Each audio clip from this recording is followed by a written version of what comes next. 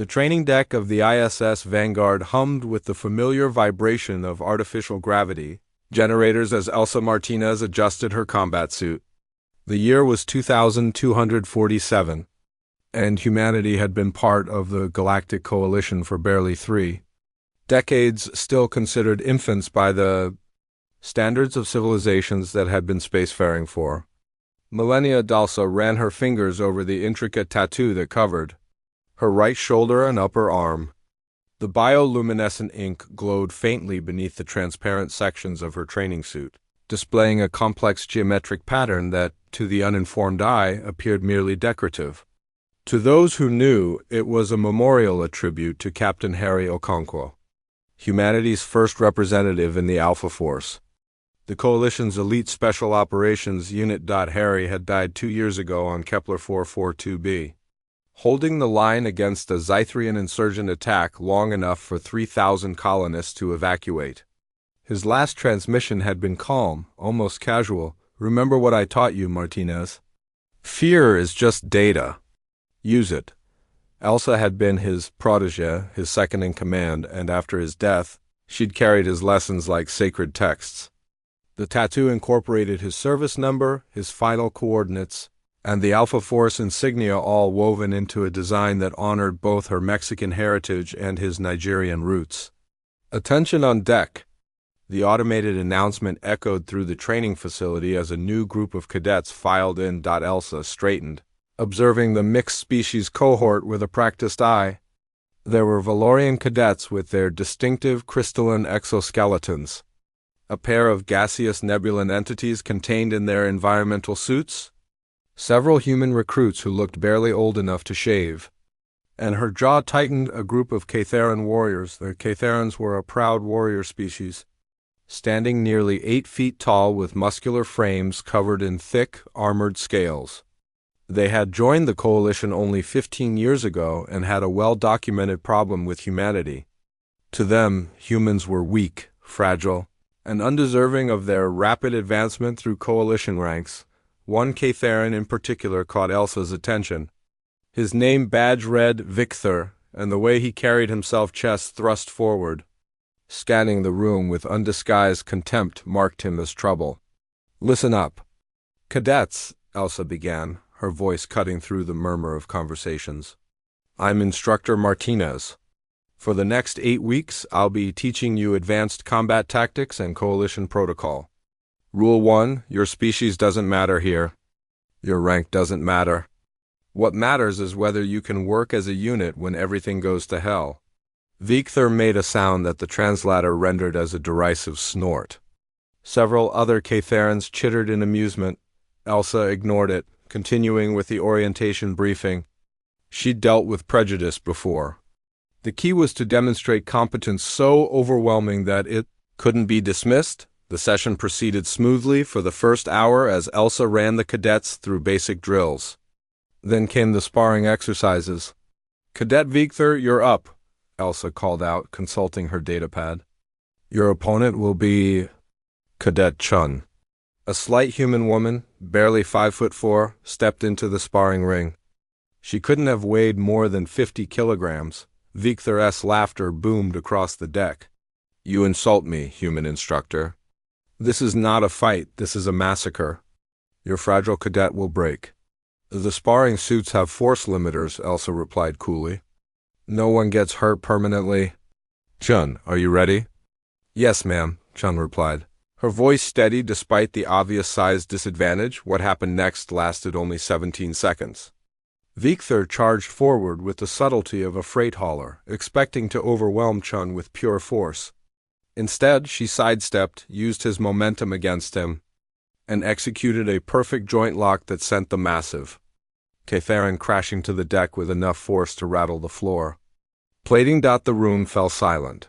Victor's scales flushed a deep purple, a sign of humiliation in his species. He rose slowly, his rage palpable even to those without empathic abilities. "Again," he growled. "Negative," Elsa said. "You lost. Accept it and learn from it." "Next pair," I said again.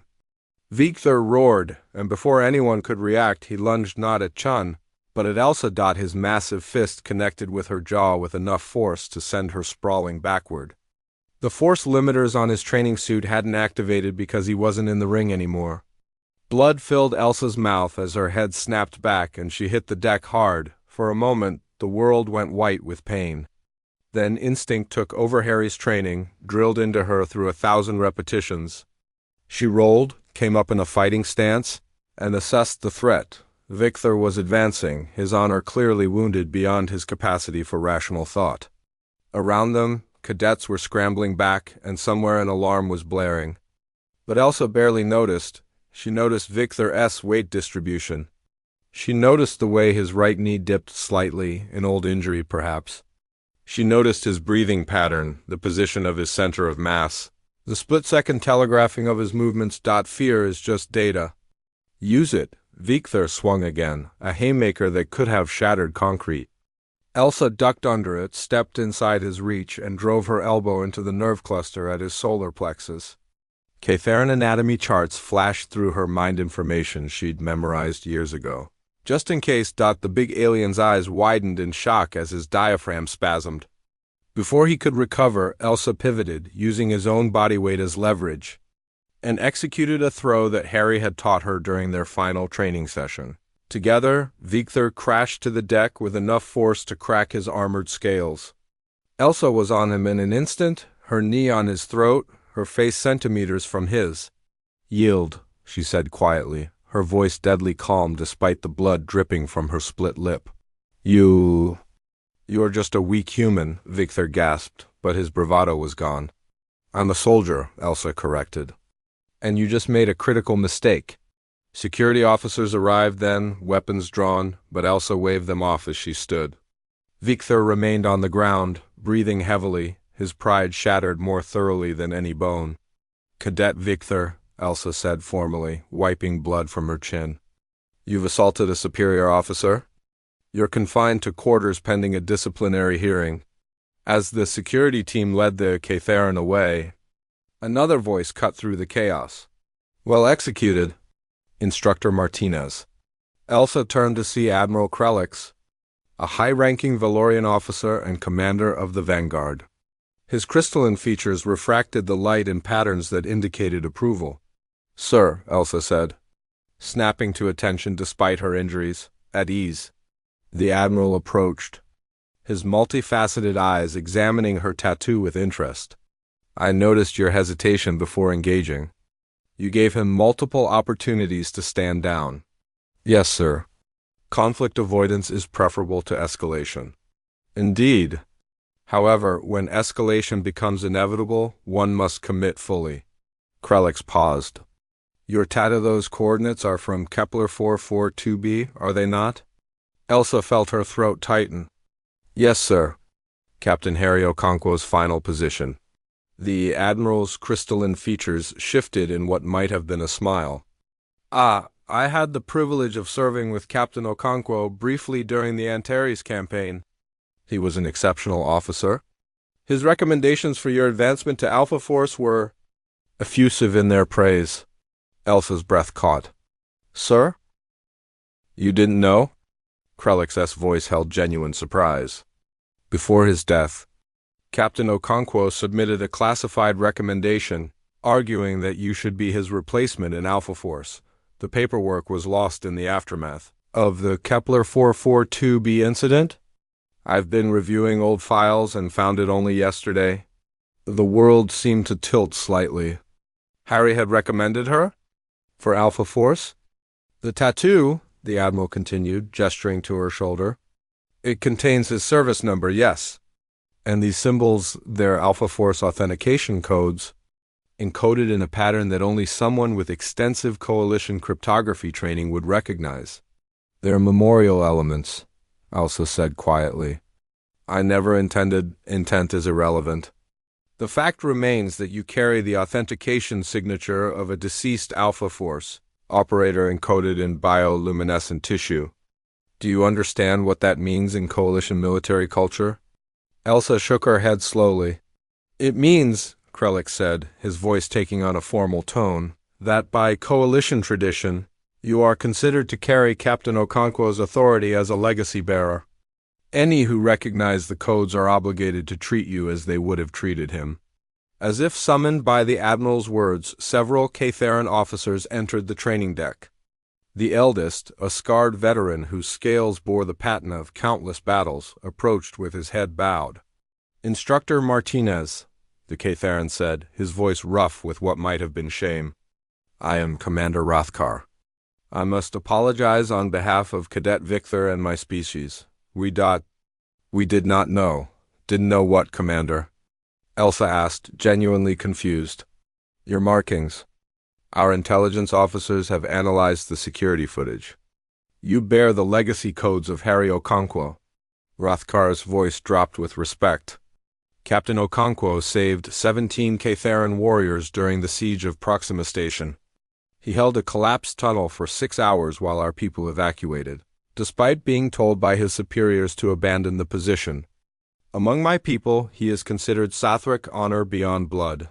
We did not know you carried his legacy." The other Catherans had formed a line behind their commander, each standing at rigid attention. The gesture spoke volumes in a culture that valued martial prowess above all else. Elsa felt tears threatening but forced them back. Harry had never mentioned saving Catherans. He'd never mentioned Sathrak or any special honors. He'd simply done his job, as he always had, with quiet competence and unwavering courage. "Cadet Victor will be punished according to our traditions," Rothkar continued. "But more than that, he will learn. We all will. Humanity may be young in the Coalition, but you have given us warriors like Harry Okonkwo and like you, Instructor Martinez. We have been short-sighted." Admiral Krellick stepped forward. "Instructor Martinez, given the circumstances and your newly confirmed legacy-bearer status, I'm formally offering you the position Captain Okonkwo recommended you for 2 years ago. Will you accept the place in Alpha Force?" Elsa looked down at her tattoo, watching the bioluminescent ink pulse gently with her heartbeat. She thought of Harry's final words, "Fear is just data." Use it. She'd been afraid of so many things, of not being good enough, of dishonoring Harry's memory, of the prejudice that came with being human in a galaxy of older, more established species. But fear was just data, and the data said she was ready. "I accept, sir," Elsa said, her voice clear and strong. "Outstanding." The Admiral's crystalline features gleamed. "Report to Alpha Force headquarters on Earth in 72 hours. Your training begins immediately." As the crowd dispersed and the training deck slowly returned to normal, one of the human cadets, a young man named Foster, approached hesitantly. "Ma'am," he said, "that was incredible, but can I ask something?" "Go ahead, Cadet." "When he hit you before you fought back, you smiled. Why?" Elsa touched her split lip, feeling the sting, and remembered Harry's laugh during their training sessions. "Because in that moment I realized he'd already lost. He thought my being human made me weak. He thought my size made me vulnerable. He saw limitations where I see adaptations." She looked at Foster directly. "Humanity didn't conquer Earth by being the strongest or the fastest. We did it by being the most adaptable, the most persistent, the most willing to learn. Out here, among the stars, that's not a weakness. It's our greatest strength." Foster nodded slowly, understanding dawning in his eyes. Later that evening, as Elsa packed her belongings in preparation for the transfer to Alpha Force, she paused at her small shrine to Harry. His photograph showed him in full dress uniform, his smile both proud and mischievous. "I hope I make you proud," she whispered in the reflection of the photo's glass. She saw her tattoo glowing softly in the dim light, a beacon of memory, a promise of legacy, and now she understood. A symbol of something larger. Harry's legend lived on, not in grand monuments or official records, but in the lives he'd touched and the lessons he'd taught. The stars waited beyond the hull of the Vanguard, full of challenges and dangers that would test humanity's resolve. But Elsa Martinez, legacy bearer of Harry Okonkwo, newest member of Alpha Force, was ready. Fear was just data, and she knew exactly how to use it. End